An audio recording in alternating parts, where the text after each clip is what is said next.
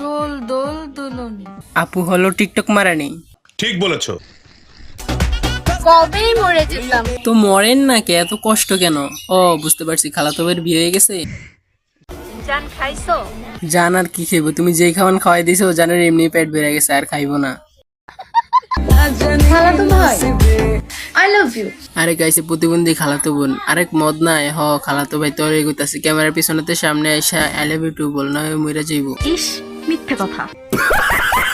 ভাই বসি থেকে ছুটে যাওয়া মাছটা ইলিশ ছিল না।